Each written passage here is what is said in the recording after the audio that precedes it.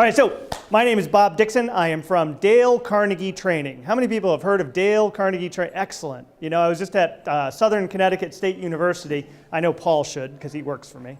So, but I asked that same question over at Southern Connecticut State University. Class of 15 people. How many do you think raised their hands? We had two. Yeah, one was the professor, and the other one was, well, Paul was there too. So Paul and I go a lot of places together. But Dale Carnegie Training, we've been in business for almost 101 years, and we are focused on building people through better relationships, strengthening relationships. But today, I just want to start off with a quiz. All right, I know it's late in the day on a Monday, and everyone's like, oh, really, a quiz? This is going to be an easy quiz. Are you with me? Sure. Yeah? Okay, so here's the quiz. Paul, could you get this done? Thank you. Here's the quiz. Does it take luck to win the lottery? Who thinks it takes luck to win the lottery? All right, yeah. Well, what's the motto of the lottery? You got to be in it to win it. So what happens if you don't buy the ticket? You can't win, right? So that's what we're going to be talking about with networking today, is that to be in the game, you've got to buy the ticket. And we have some really great opportunities, some great ways to be able to network on a larger scale. And these come from the Dale Carnegie, the principles and things that we've been doing and the things that we've found that work.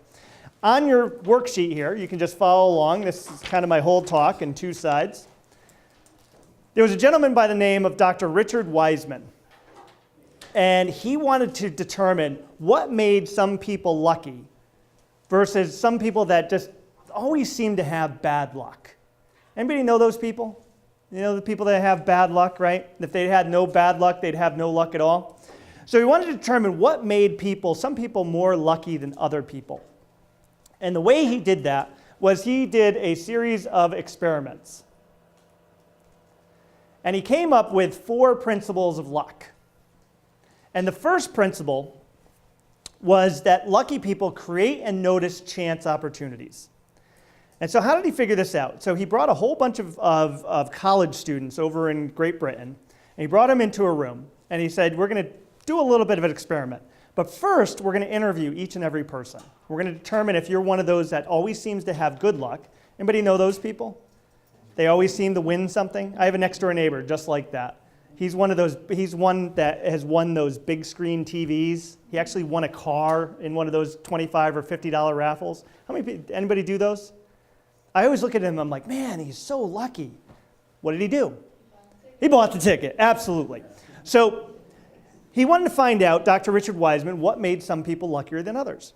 So he said, create and notice chance opportunities. Brings in all these college students, and he says, we're going to interview them, and he determines if they seem like they're lucky people or they're unlucky people. Sits them down, and he says, we're going to run this experiment. And we're going to have everyone look through a newspaper, and you get about 40 seconds to determine how many pictures are in this newspaper. And so they're sitting down, and you know they're really concentrating because for college students, they were going to get a payout if they got the number right. So they started going, and within 10 seconds, there's students that are raising their hands, raising them really high, and a proctor would walk over, and they whisper in their ear, and they'd hand them their money. And so people are, the other ones are going, oh my God, what's going on? And so what it turns out is that on the second page, in the lower right-hand column, there's a little ad that it said there's 43 pictures in this paper. And the lucky people saw that. And that's how he determined his first principle, that lucky people create and notice chance opportunities. They see things that other people don't. The second principle was they listen to their intuition. They listen to their gut. Has anybody ever gone into a restaurant where you sit down and you look at the menu and you say to yourself, that sounds good. But then the waiter or the waitress comes over and they start giving you the specials and you might change your mind? Anybody ever been there before? Sure.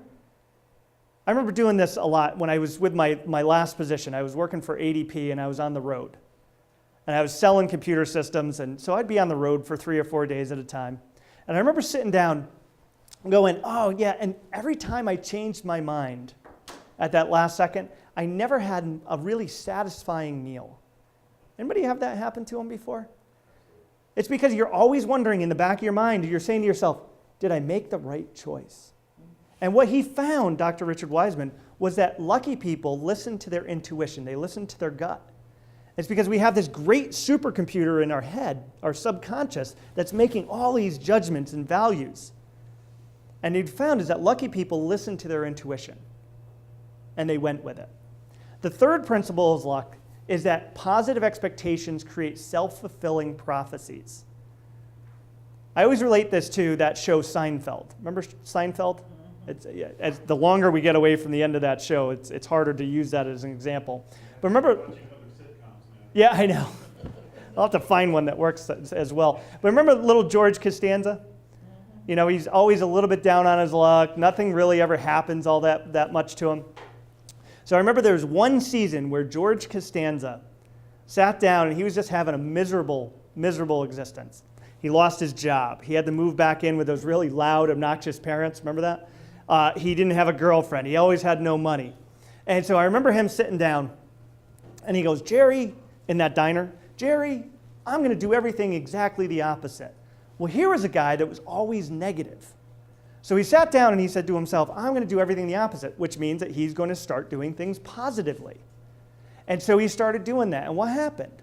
All of a sudden, his outlook changed. And he got a job with the Yankees. He got a girlfriend. He started getting money again.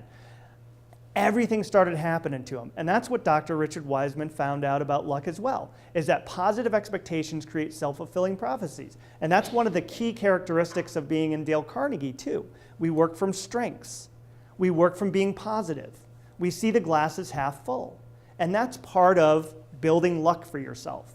And then the last principle of luck he found was that a resilient attitude to transform bad to good. And what he meant by that, it's like a big trampoline, right? And he found that when people had the ability to bounce back very easily, they increased their chances of luck. And so it's like a trampoline made of rubber, which allows you to bounce, instead of a trampoline made of canvas, which you're not going anywhere. And he said lucky people had that resiliency in them. And so what does this tell us about luck? We make our own luck. Thank you very much. We make our own luck. And so that's what we're going to talk about for the next 30 minutes or so, is how can we make our own luck? So we found at Dale Carnegie that there's a number of principles that we can do this with. The first one is people do business with people they know. It was interesting about this because I remember going to a SHRM event, Society of Human Resource Managers event. Anybody know what that is? Yeah? It's just an industry association. So when I first got started in Dale Carnegie 9 years ago, that was one of the key factors. I said, I have to be out, I have to network, but who do I want to network to? And I scratched my head and I said, who's out there? And I said, who buys training? Because we're a training organization. And I said, okay, somebody said, well, human resource managers do. So I said, okay, I'll go to one of their meetings. So the very first meeting I went to, I sat down and I sat right next to a woman who worked at a large financial institution. She was a financial advisor. And I said, okay, well, this will be interesting. Maybe she works in HR. And I asked her, I said, do you work in HR? No, I'm a financial advisor. I said, oh, well, what do you do here? She goes, well, I'm on the membership committee. I said, wow, that's pretty good. I go, how did you get in there? And she goes, well, it took a while. I said, well, what is a financial advisor doing here? She goes, well, I'm trying to build a business, and I wanted to meet with others that were like me. I said, well, how did they take you right off from the bat? And she said, well, they weren't exactly opening their arms to me. I said, well, why not? And she said, well, let me put it this way. They all thought I was there just to jam sales down their throats. And so they kind of kept, arm's length. I said, well, what won them over? She goes, well, I was persistent. I kept showing up. I said, well, that was good. And she goes, well, there was one other thing. I go, what was that? She said, well, I was sitting there at a table one time, and one woman looked across the table, and she said, geez, I really need to build a deck this summer. Does anybody know anybody? And she did. Her brother-in-law was in construction, and he built decks. He built decks, all sorts of things. And so she said, well, I do know somebody. He's very good, and let me introduce you. And then they went on their summer hiatus. This was their June meeting. They went on their summer hiatus. They came back in September. And the woman searched out this woman that I was talking to.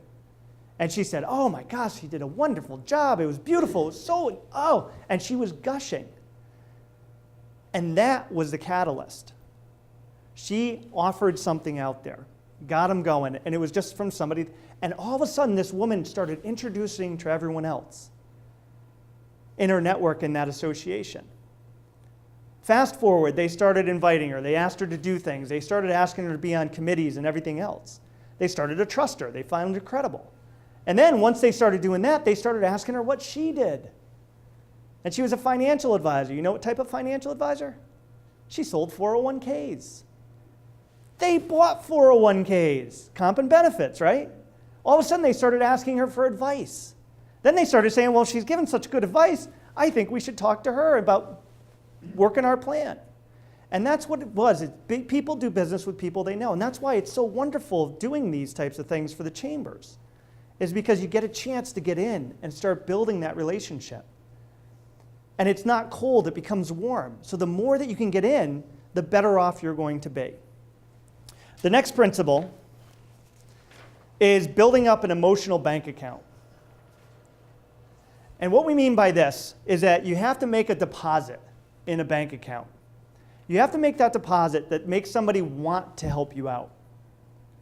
And you have to do it selflessly, without anything in regards to coming back to you. You can't think that if I do this, I'm going to get this, right? What I found is that this happened really another time, very early on. I went to another HR event. It was actually just down the road in Shelton. And I remember sitting there and I met this guy, Mike. And Mike had just started an HR consulting business, maybe 6 months before I came into Dale Carnegie. And we were talking, we were commiserating about, building a business and opening it up and getting everything working. And I remember, we did that thing at the end, the thing that you do with the business cards. Anybody know what you do? Networking?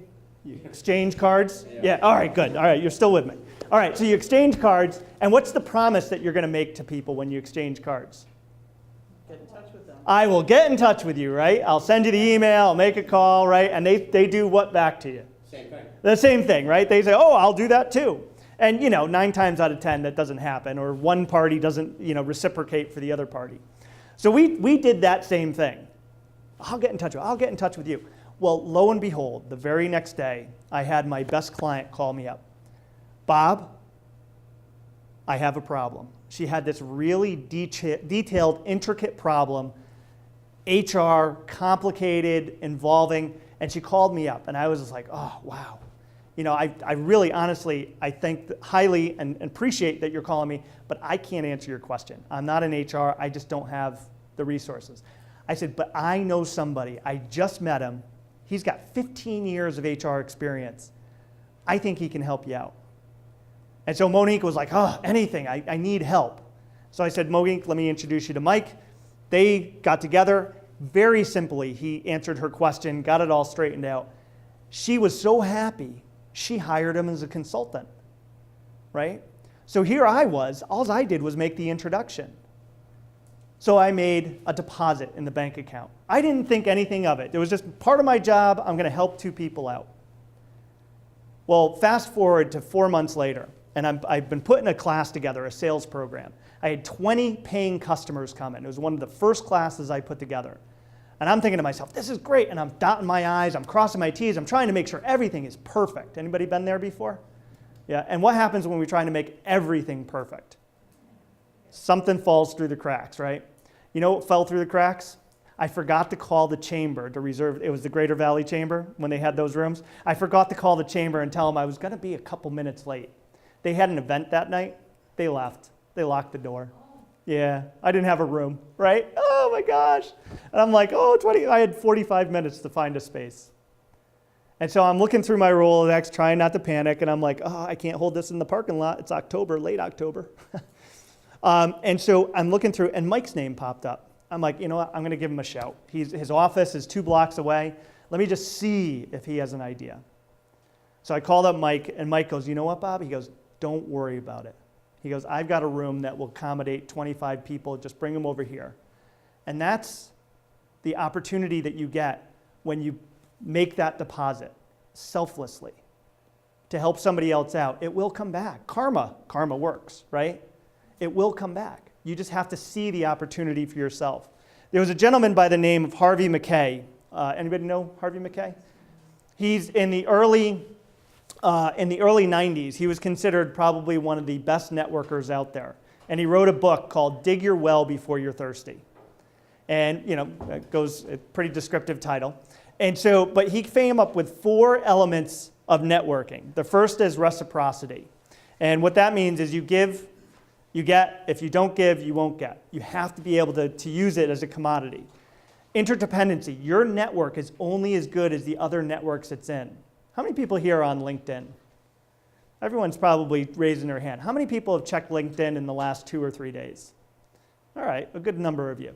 Highly recommend that. You have to make sure that your networks are building off of each other. Next one is sharing. You've got to be able to share your network. I always say, when somebody sends me an invitation or a request, I always tell them, I will always make the introduction. You've got to make the follow-up call, because I can't predict, I can't sponsor you in that way, but I'll always make the introduction. This person wants to meet you. I don't hold on tight to it, because when you hold on tight to it, people are going to think that you don't have a good network or you don't know the people in your network. You've got to be able to put it out there. And then keeping at it. You've got to follow up with your people constantly, over and over again. Harvey Mackay used to say you have to have a Rolodex. Remember what Rolodexes are? I still use it. You still use one? He used to say that he had a 4,000 card Rolodex. And he always said that he followed up with those people in his Rolodex every single year. Whether it was a card, a phone call, or a personal visit, he followed up with everyone, so it never was cold when he needed some help. And so that's what he talks about in Dig Your Well. It's still a great book, and he was a fantastic resource on networking. So if you ever want to read something that's great on networking. And he also has this thing called the Mackay 66. Anybody ever heard of that? It's the 66 things you should know about your prospects or clients. And it's just these different pieces of information. It's fabulous information. Where do you find that? Just Google it, Mackay 66. It'll come right up. All right? The next principle of luck is look for opportunity in every noun. Interesting about this is there's times in our lives where we get busy and we start doing things and we might miss stuff. Anybody been so laser focused on something that you might miss things going on in your environment and your surroundings? Well, Dr. Richard Wiseman, he wanted to do another study on this. And he wanted to find out what is it that would make people so focused that they would miss something. So he did another experiment. He brought a whole group of people, college students again, into a room. And he sat them down and he said, okay, there's going to be a prize. I just want you to watch this short video. And if you can get the answer right, I'll give you some money. And so they were all over that again. So he sat them down in a room, he had them watch the video, and it was of 2 teams, one in black shirts and one in white shirts. And they were passing a ball back and forth. So everyone's sitting down there trying to predict what the question's going to be. How many people? There was 5 on the white shirts, there was 5 on the black shirts. How many passes did they make? They made 17 passes. So at the end of the video, it was about 3 minutes. He walks into the center of the room, and he goes, is everyone ready? Here's the question. Everyone, oh yeah, I got it. 17 passes, 5 black shirts, 5 white shirts. And he says, okay, here's the question. Did anybody see anything weird? And everyone's like, what? Weird? What do you mean weird? That can't be. We know it's 17 and it's 5 and it's 5. Here's what it was. 9 out of 10 people didn't see anything weird. What was weird was there was a guy in a gorilla suit that walked out and jumped up and down and then walked away. They were so focused on the task at hand, they didn't see what was going out in the greater world. And it's interesting. Yeah? That's funny. There was a TV show, Perception, Yeah. that went on that theory. They actually showed a video of, I think it was an alligator in that case, mascot, did exactly the same thing. Yeah, it's all over the web too. You can pull up these types of stories all the time, the gorilla. You know, it was interesting is that Thomas Edison has the most patents in U.S. history. Does anybody know how many he has? Like 1,200 patents, right? And he honestly says, I only had 2 original ideas. One of them was the light bulb, and I don't know what the other one was. But he only had, so what did he do? He finished other people's work. He saw opportunity where others saw failure, or he saw opportunity where others just let it lag.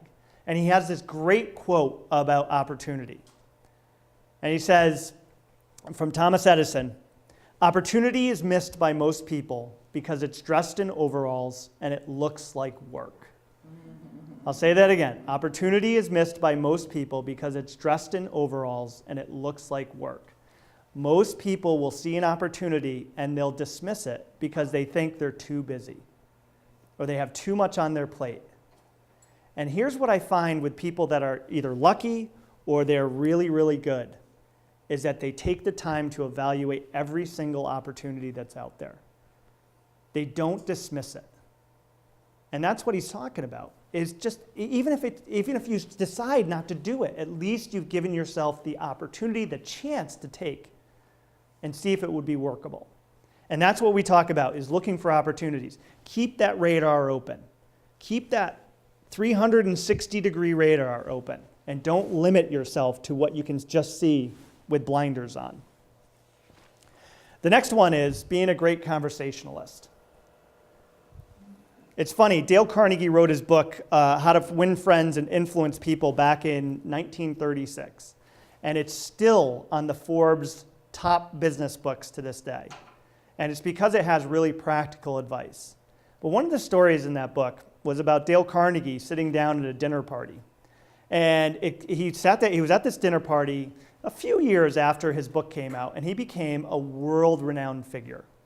Because there was no other book like this out on the market back then. Personal development? Who even thought about that back then, right? And so he was one of those figures where people recognized him. Well, I mean, it helped that he put his picture on the book. I mean, he's very recognizable back then. At one point, the only book that outsold his was the Bible. So, I mean, we're talking big stuff here. So he sits down at a dinner party, and the woman sitting next to him, she looks at him, and she did that double take thing. Like, did I just see somebody famous? Right? And then he introduced, hi, my name's Dale Carnegie. She says, oh, I know that. I know exactly who you are. And she got so excited. And so he sat down, and they sit down, and they're going to be at dinner together for like 2.5 hours. And he asked her just a simple question. Geez, have you done anything interesting lately? Oh my gosh, she had. Oh. She had just gotten back from a 3-month African safari vacation. And she was bursting to tell him about this. Absolutely bursting to tell him. And so she sat down, she started telling him about, and he just prompted her with a couple of questions here and there. And what did you do next? And how did that go? Oh, that's so fascinating. And so at the end of the night, they're sitting down, they get up, and they're starting to put their coats on, and she goes, oh, Mr. Carnegie, everything they say about you is true. And he was like, well, what do they say? And she goes, you really are the greatest conversationalist ever. He barely said 2 words the whole night for 2.5 hours, right? So what made him a great conversationalist? There you go, right? He was listening. He was asking questions. He was interested in the other person. It's very similar to that radio station, right? We all have that radio station in our head. Anybody know WIIFM? There you go. Thank you. Yep. What's in it for me? We're all living in that world. What's in it for me? And if we could just spend just a little iota of a time thinking about the other person, even 10, 15%, all of a sudden we become more interesting. People want to be around us. And that's the fascinating part. As we go along, how can we make this happen for ourselves? How can we make it more about being interested in the other person? Here's the technique, is think about questions you can ask them. Always have a list of questions that you can focus on understanding who they are. It's a wonderful, wonderful thing is being interested in somebody else. And that's the recommendation. Always ask questions. Always build off of more questions where you can get and focus on them. The next one is that negativity kills opportunity. How many people have that negative person in their lives where you get that phone call or you're looking at the caller ID and you're going to yourself, oh, I really don't want to answer that right now. Anybody have that person in their lives? Usually it's a relative, right? And you're looking at it and you're just like, oh man, that person's just going to bring me down. And it's one of the things that we talk about quite a bit in Dale Carnegie is focusing on being positive and putting yourself in position to be positive around other people. So here's some techniques that we do, or we recommend to the people that we work with, but it can help you in networking as well. Visualize success. You know, one of the key things that I do, I give a lot of these talks a year. One of the free services that we have at Dale Carnegie is a speaker service for industry associations, chambers, that type of thing. And so I give probably 20, 25 of these talks a year on top of probably about 30 days of in-classroom training. Well, one of the things I always do is I sit in my car for about 15 or 20 seconds, turn the key off, I'm getting ready, and I'll sit there and I'll close my eyes, and I just visualize how well this talk's going to go, or how well the training's going to go. And so by the time I get in there, my mind is clear and I'm ready. But I also do that for other events, like going to a networking event. Close my eyes and just visualize how I'm going to be positive, how I'm going to be engaging, how I'm going to ask questions, I'm going to be interested in other people. But I visualize that success. And what's fascinating about that, it's a technique that even high-end athletes do. There was a diver on the one of the Olympic teams, I think it was in 2000. And I think that was the one in Sydney, Australia. And she was up there and she closed her eyes, and I remember hearing the commentators going, what is she doing? Well, she's visualizing her dive. And she went from almost like third or fourth place into winning the gold, just stopping and visualizing success. And it's something that you can do very easily. Just stop and think about how well this is going to go. What do you need to do to make it happen? The next positive area is don't waste time on something that can't be done.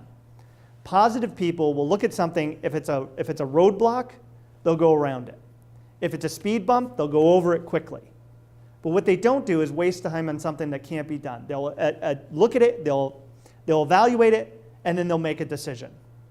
And so what happens with negative people is they get caught up in that what-if game. Anybody been there with that what-if game? Well, what if this happens? Well, what if that happens? Well, what if this happens? And all of a sudden we have indecision. Focus on, can you work around it or can you work through it? If not, do something else. And that's what they find with positive people. Praise people constantly. This is huge. And it's one of the techniques that Dale Carnegie talks about quite a bit, is that when we praise, when we recognize, when we appreciate people, all of a sudden we become more positive. People want to be around us because we make them feel good. How many people got enough recognition or praise today?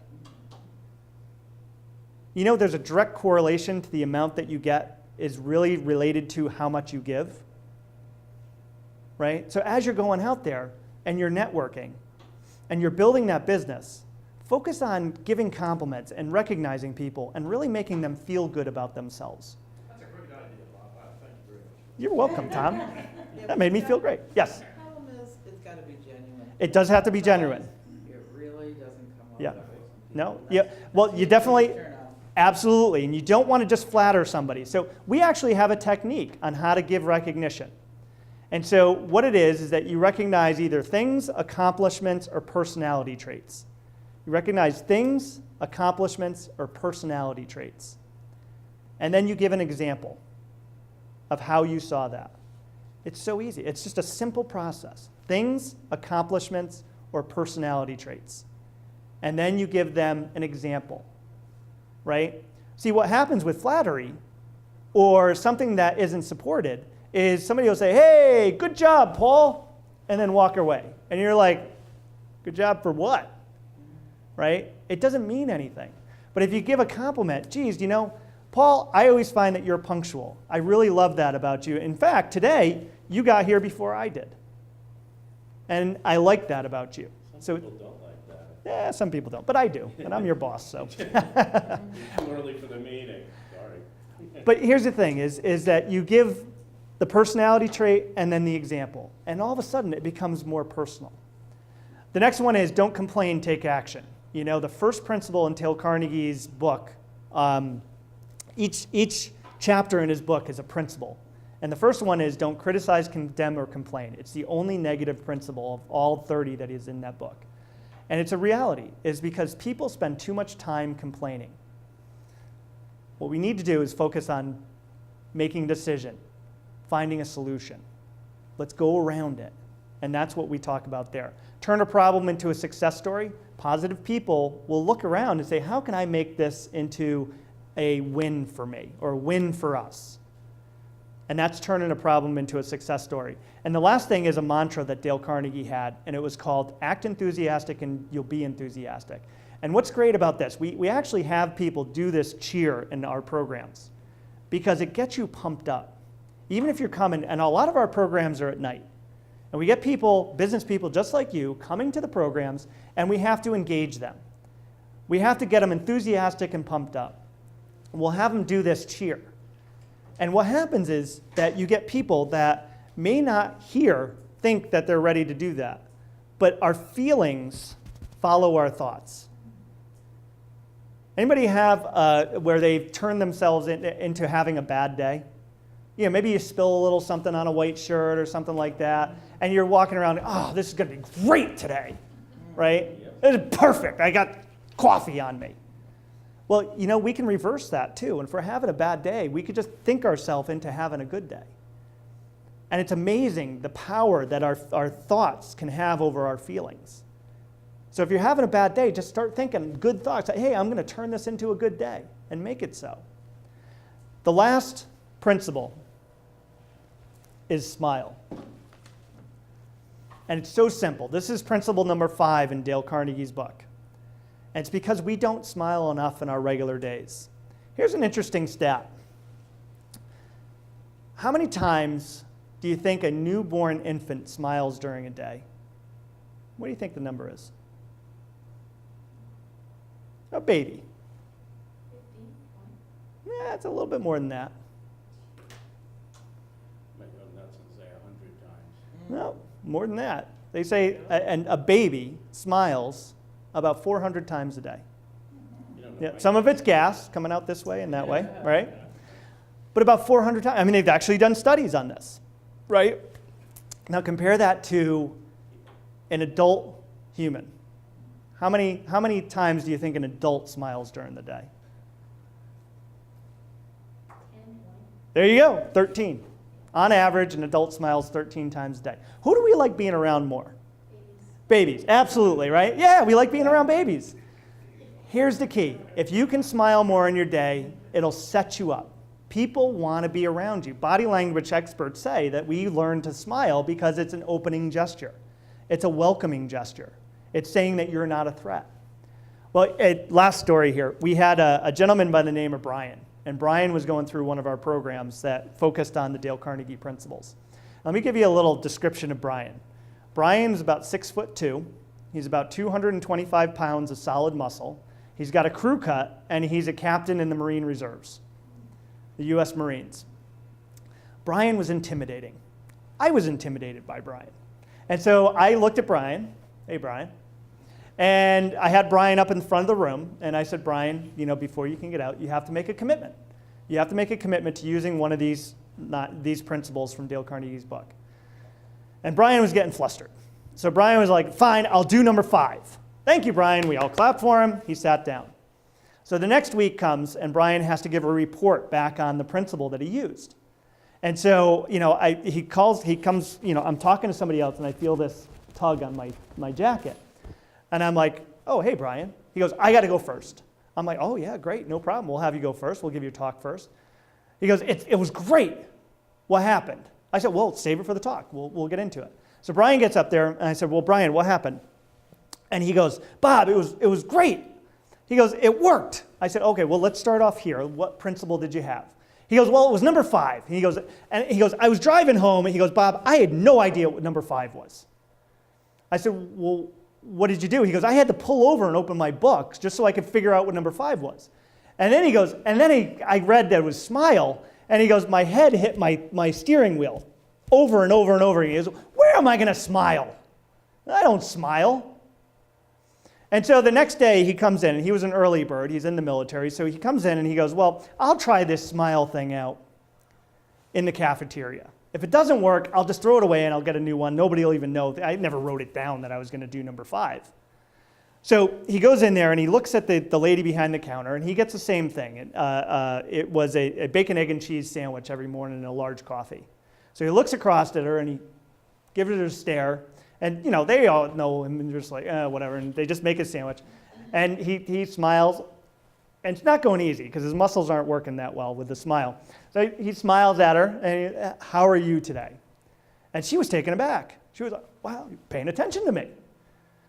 And so they had a little conversation. And then he did the same thing with the cashier. And I said, well, that's wonderful, Brian. That's, you know, but what was the result? What happened? He goes, oh, that's the best part. He goes, I got upstairs and I was looking at my bill and I realized that the cashier gave me a discount. I was like, wow. He goes, yeah, she's never done that before. So I attribute that to the smile. I go, well, what else happened? He goes, oh, and this is even better. He goes, I got extra bacon, extra cheese, extra eggs on my sandwich. He goes, that was wonderful. All from smiling. That's the key, is just sitting down and making more smiles brings people to want to be around you. So here's the thing. We've gone through and we learned a little bit. One of the keys with Dale Carnegie is that we ask people to make commitments. So I'm going to hand you a 3x5 card. If you could, on the left-hand side of that 3x5 card, and if anybody needs a pen, let me know. You do? All right. You got a pen. Okay. Left-hand side of that 3x5 card, please write number 1, 2, 3, 4. Just going down the left-hand side of that 3x5 card.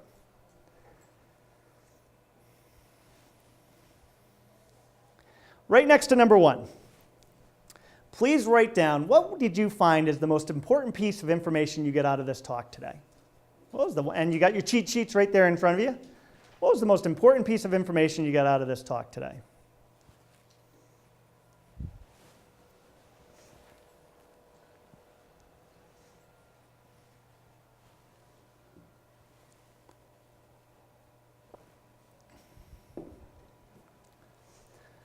Right next to the question number 2. As I said, I give a lot of these talks as a speaker service. I'm always trying to get rated on myself. How well do I present? It's something that I've picked up and it works out well for me. I can measure these types of things. So on a scale of 1 to 10, with 10 being the best, please rate me as a presenter. And if there's anything I can do differently, please go ahead and jot that down right next to that rating.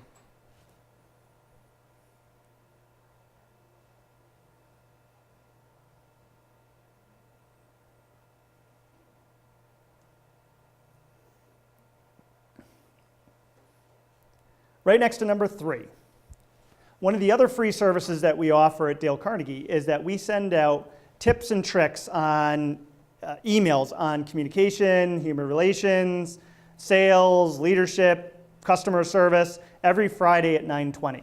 If you're interested in getting those emails, please go ahead and jot down your email address. And if you're not interested, go ahead and put down no thank you.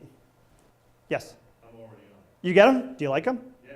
Well, give me a recommendation to everyone else. Yeah, no, I have a filter on Gmail. Yep. And marks it as important and then labels it. There you go. Yeah. Yeah, no, we have a lot of people. We have Save 'em.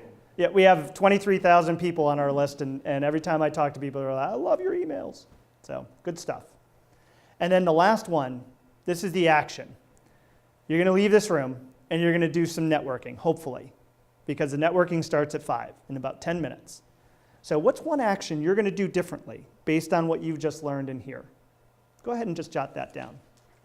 And then when you're done, please just leave those cards on the table. And I just want to leave you with one final thought.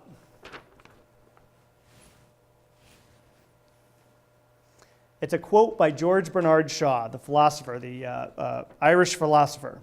And he said, people are always blaming circumstances for what they are. I don't believe in circumstances. The people who get on in this world are the ones who get up and look for the circumstances they want. And if they can't find those circumstances, they make them. So I encourage you to make your own circumstances, find your own opportunities today. Thank you very much. I do have a minute for questions, if anybody has a question.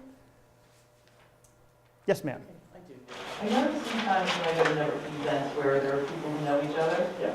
and they form like a tight little group. And, you know, you can stand there and kind of, you know, look like you want to enter. Right. Well, sometimes they're just so caught up in what they're doing. Sure. What do you do? Just dismiss it and walk away? I see those groups, and sometimes it's like the tiger trying to get one away from the herd. I'll wait to see if they come out of that group, but I'll also try and find other others that are wandering around, singles that you can go up and have a conversation with. I'm always the one that will try and introduce myself, and just very simply, hi, I'm Bob. I'm from Dale Carnegie, and just let it go and just ask questions. So if they're in that group, they're in it for a reason. They're not always there for networking purposes. They're just there to hang out with their friends. So did I answer your question? Okay. Other questions? And by the way, be aware of that, don't do it yourself. Oh yeah, don't, yeah. Somebody's standing there, you want to if you're there to network and you're with your buddies, step away, make room for them, bring them in. Yeah, invite them in, yeah, absolutely. You'll be remembered. Good point, thank you, Tom. Well, once again, I thank you very much, and hopefully I'll see you out there in a couple minutes. Have a good day.